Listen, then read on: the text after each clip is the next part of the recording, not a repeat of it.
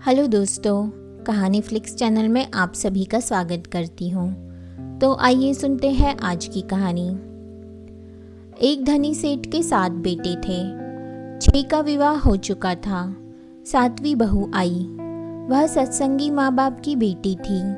बचपन से ही सत्संग में जाने से सत्संग के सुसंस्कार उसमें गहरे उतरे हुए थे।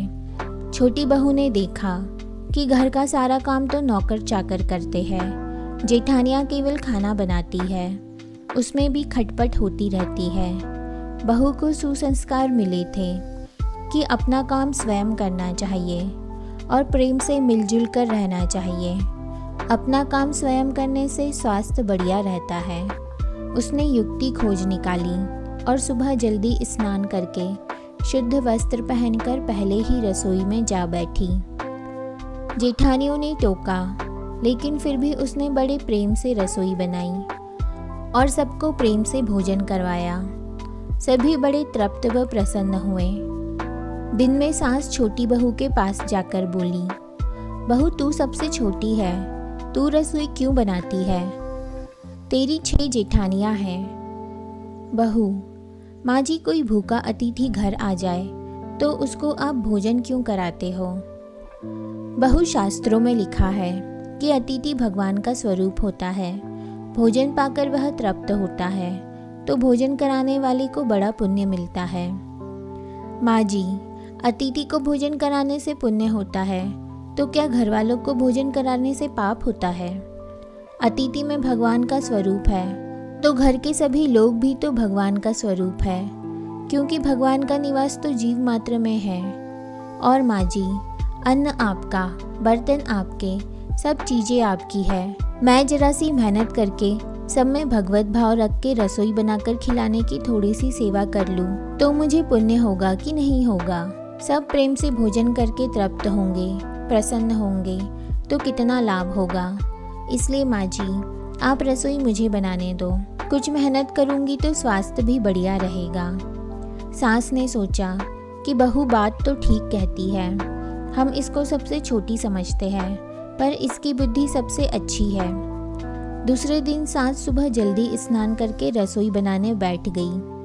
बहुओं ने देखा तो बोली, माँ जी आप परिश्रम क्यों करती हो?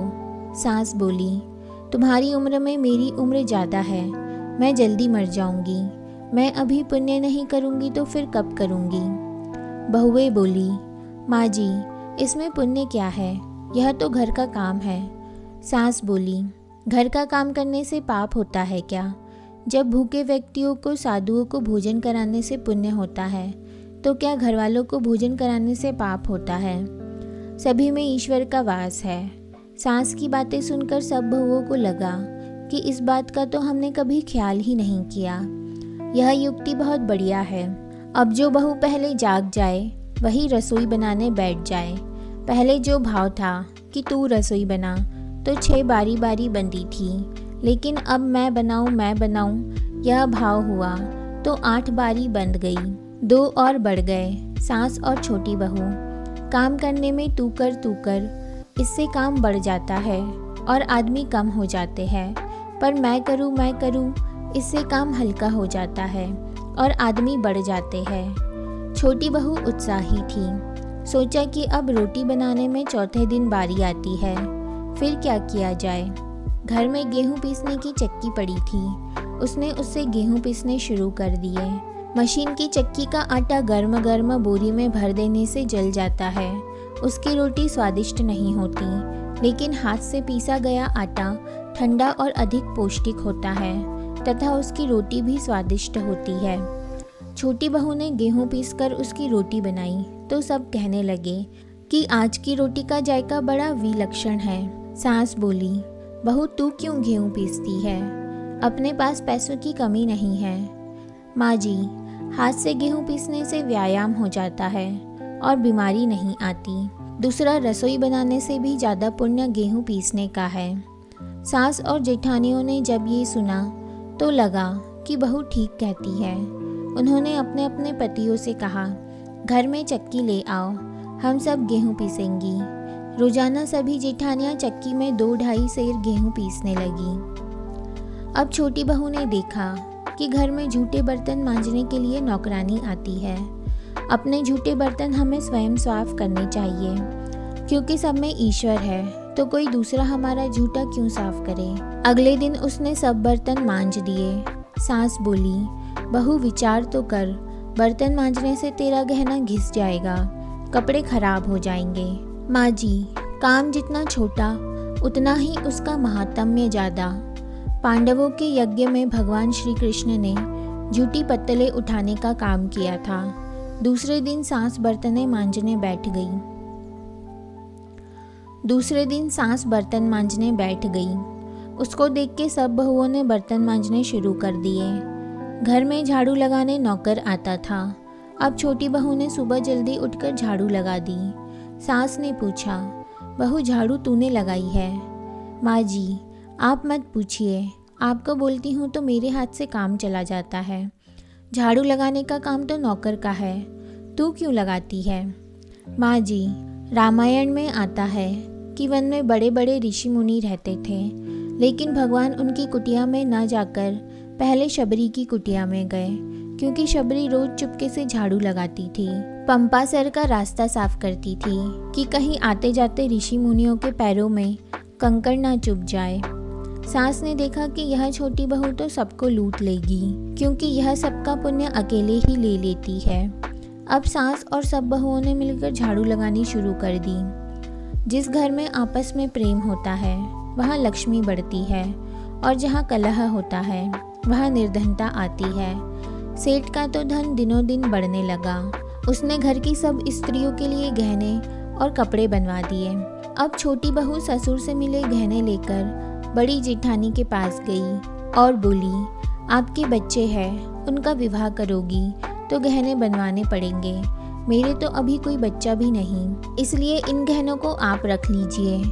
गहने जेठानी को देकर बहू ने कुछ पैसे और कपड़े नौकरों में बांट दिए। सास ने देखा तो बोली, बहू, यह तुम क्या करती हो? तेरे ससुर ने सबको गहने बनवा कर दिए हैं और तूने वे जेठानी को दे दिए और पैसे कपड़े नौकरों में बांट दिए। माँ जी, मैं अकेले इतना संग्रह करके क्या करूँगी? अपनी वस्तु किसी जरूरतमंद के काम आए तो आत्मिक संतोष मिलता है, और दान करने का तो अमिट पुण्य होता ही है। सास को बहू की बात लग गई। वह सेठ के पास जाकर बोली, मैं नौकरों में धोती साड़ी बांटूंगी और आसपास में जो गरीब परिवार रहते हैं उनके बच्चों की फीस मैं स्वयं भरूंगी। अपने पास कितना धन है, किसी के काम आए तो अच्छा है, ना जाने कब मौत आ जाए और सब यहीं पड़ा रह जाए।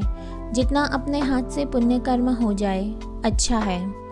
सेठ बहुत प्रसन्न हुआ कि पहले नौकरों को कुछ देते तो लड़ पड़ती थी, पर अब कहती है कि मैं खुद दूंगी।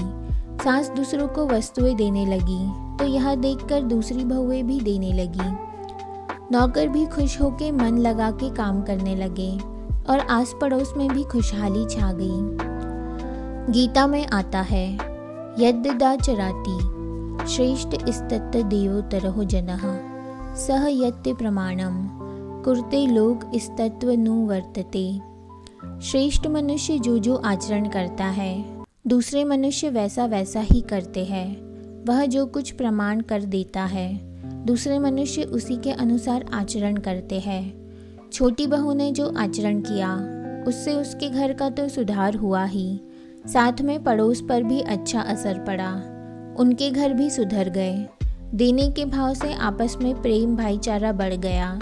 इस तरह बहू को सत्संग से मिली सूझबूझ ने उसके घर के साथ अनेक घरों को खुशहाल कर दिया।